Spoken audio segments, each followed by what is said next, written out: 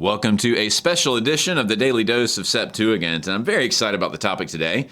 We've been looking at some manuscripts off and on, and so far we've had a handful of videos on Codex Vaticanus as well as Codex Sinaiticus, and we'll come back to those down the road. We'll look at other similar majuscules that are very, very important in reconstructing the critical text of the Greek Old Testament. But today we're going to talk about the Dead Sea Scrolls, but the Greek ones, and they don't often receive as much attention in the conversation about the Greek Old Testament, but they should. So I'm very excited to dig into these manuscripts today. If you're familiar with the Dead Sea Scrolls, you'll know that most of them, not all, but most of them came from a settlement along the Dead Sea known as Qumran, and it is almost due east from Jerusalem. Now, other manuscripts were found in other locations, such as En Gedi and Wadi Murabat and Nechel Hever and so forth, and we'll cover some of those down the road. For today's video, we'll just take a look at the ones found at Qumran. Qumran was a settlement that was in operation really for a few centuries, call it from roughly 200 BC to roughly 100 AD. This is what it looks like today, of course, in its state with bridges and so forth. Those weren't original. And so Qumran was a community, most likely of the Essenes, although that remains slightly debated, but that tends to be the consensus today. They're described by Josephus, and they had certain practices that they were famous for. And when it comes to the scrolls found at Qumran, you might be familiar with the backstory. In 1946, 1947, and really up through the mid-1950s, 11 caves were found outside the main settlement in Qumran. And there's a lot of legendary accretions about how these caves were found. But within these caves, there were a boatload of scrolls that were found, mostly in clay jars that had been stored in these caves. And most of them are familiar in Hebrew or Aramaic. One of the most famous ones is the Isaiah scroll that you see on screen, which is a marvelous treasure. Super long, very well preserved, closely matches, not exactly word for word, but very close to the Masoretic text of Isaiah.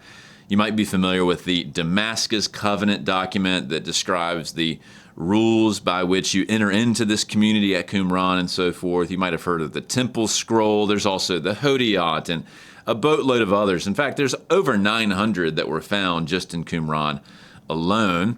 Again, the vast majority that were in Hebrew or Aramaic, but some were found that were in Greek. This was a famous example found in the 7th cave, and you can see that it is written in Greek, just a few words remaining. In total, there were about 27 Greek fragments that were found at Qumran. There were some others found in other locations, and we'll look at some of those down the road. We have some fragments of Exodus found at Qumran, as well as Leviticus, Numbers, Deuteronomy, the Epistle of Jeremiah, so an apocryphal work. First Enoch, which is quite fascinating that a portion of Enoch in Greek was found at Qumran, as well as some little fragments that are as of yet unidentified. And today we're going to take a look at one of them, and I'm going to be using the very, very marvelous resource, the Dead Sea Scrolls Digital Library. This is sponsored by the Israel Antiquities Authority. Fantastic website where you can look at high-resolution images and so forth. You can get to the website at this URL. And it's not always, in my opinion, the most user-friendly, unlike, say, the Codex Sinaiticus website that includes transcriptions and so forth. It can be a little bit tricky to find what you're looking for, but once you track it down, the images are fantastic, and it's really, really a marvelous resource. So I highly commend you to take a look at all of the treasures they have on this website. This particular one, as you can see on screen, is one of the Greek ones. It's actually a Greek copy of Leviticus. And so let's take a look at this particular manuscript. It's known as 4Q120. That means it was found in the 4th cave, and the numbering in the scheme is 120. It's the second fragment of Leviticus. So let's take a look at this one. So as you take a look, not a lot of this particular fragment has survived, but we're going to attempt to read it here in a second. Now, 4Q120 is generally dated to about 100 BC. It may bleed into the 1st century AD. There is a bit of debate. It's not always easy to date these things, but based on the cave it's found in and the other manuscripts that were there, as well as the handwriting of this particular fragment, that appears to be the general consensus. And so it's clearly a Jewish fragment. It's not a Christian copy of the Septuagint, as is, with Vaticanus or something like that. But this is one of the rare instances where we have a Greek Old Testament fragment that was copied by the Jewish community as opposed to the Christian community. So hold that thought. We're going to see something quite interesting to that effect here in a bit. And it's very beautiful just to kind of look at it in high def. And so when you zoom in a bit, you can see the horizontal fibers. This happens to be that particular side. This is the horizontal side. You can see that because the ink here has broken, like right here, where some strip of the papyrus that would have gone this way has pulled off. You can see similar features here. You see the horizontal fiber there. The vertical fibers show through where there's a bit of a break in the manuscript. You see the holes there, how it has obviously suffered a bit over the ravages of time. But it's just really cool to see the ink blobs and how they, catch or they're missing, like right here. You see the blob there that's partly come off. And so it's just really cool that we have the technology to be able to look at a manuscript this up close. And so I love just taking a look at the actual material features of manuscripts like this. But let's zoom back out. Here's the full spread again of this particular fragment. And so let's try to read it. And this happens to be a portion of Leviticus 4. It's the very last word of verse 26, and then it continues up through a portion of verse 28. And so let's try to make some progress. We begin here with an alpha, upsilon, t, omega, and then a iota there. What's interesting about that is that very much in the early period, you don't typically see a subscripted iota. This is called iota abscript or adscript. And so this is actually alto here, the dative of the personal pronoun. And then you have an epsilon here and then some letter that is a little bit hard to make out. And so you'll see here that this alto is the end of verse 26, and then this is the start of aeon. We don't have the rest of it, and so I'm going to highlight in white what we do see on screen, and then the light blue will be reconstructions, at least, from the critical text. So we begin with to him or something like that, and then an if. Well, let's see if we can make some more sense just making out some of these letters. And so you'll see some sort of kappa here with an ousios. You see the OU. This is, remember, your lunate sigma. This is the nice rounded omega, another lunate sigma. And this is from akousios. We'll translate all that here in a bit. And then you can barely make out an epsilon here. There's actually the start of a kappa. As you can see, it's an ek. But you can't make all of that out because of where the break is. But you can make out just a little bit at the end. If we go down to the next line, you'll see an N here. You see a little bit of an E, and that's clearly an N.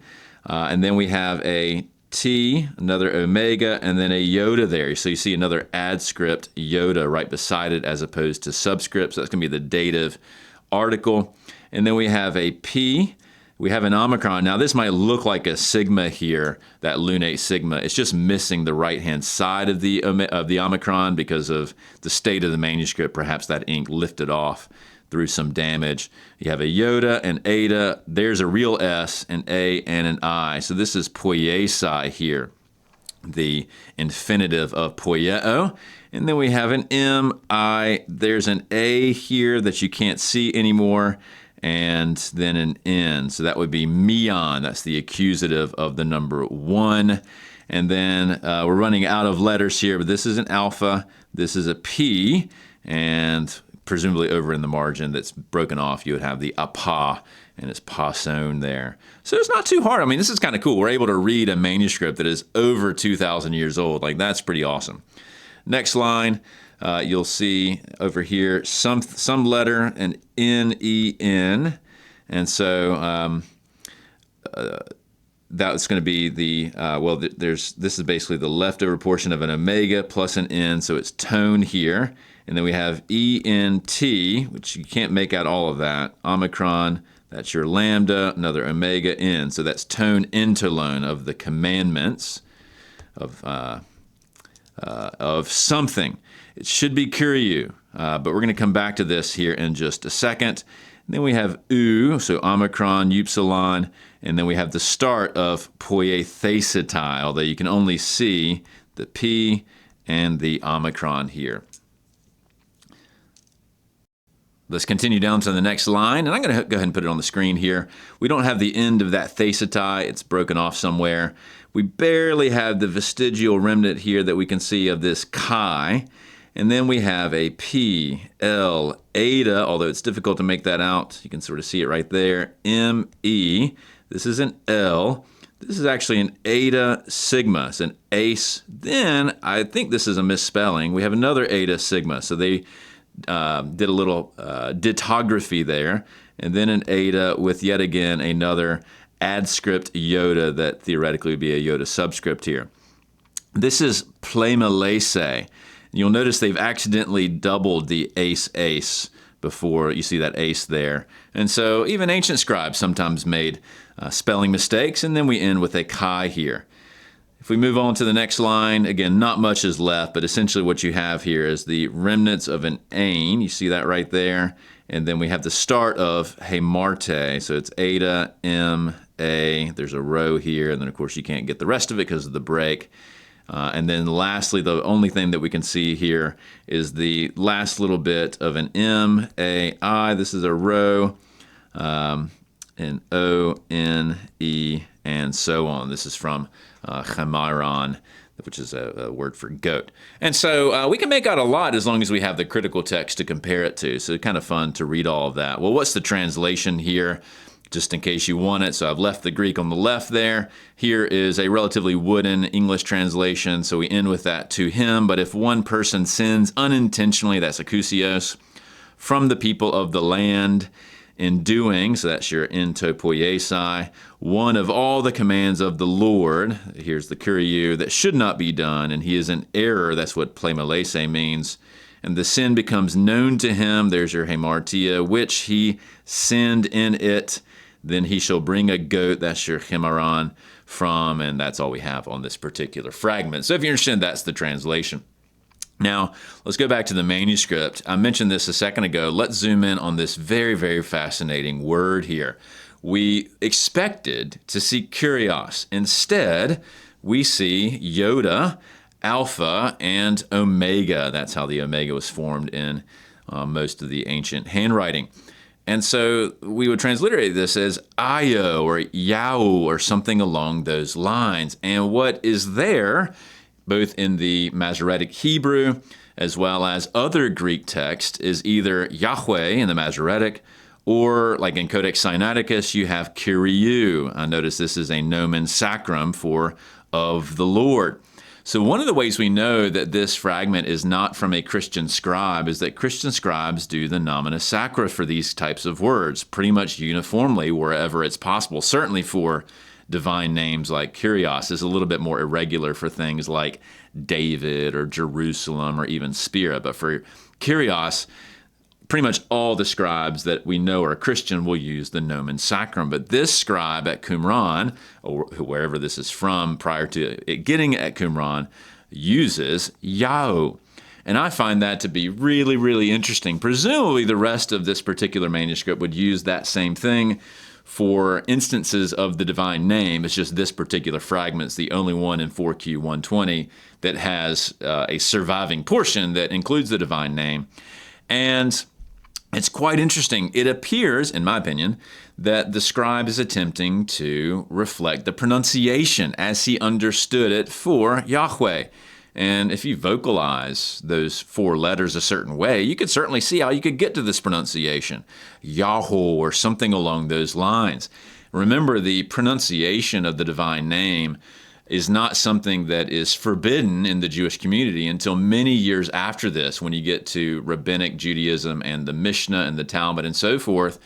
We have every reason to believe that in much earlier periods, they spoke that name. Now, they will at some points treat it with a degree of reverence, and so I'm going to have an entire video on divine names as they appear in various manuscripts down the road, but this is one very fascinating occurrence of it, that at least for this scribe or the community that he's from, this is how they reference the divine name, which again, I think is probably an attempt to try to pronounce it in Greek form. So very, very interesting.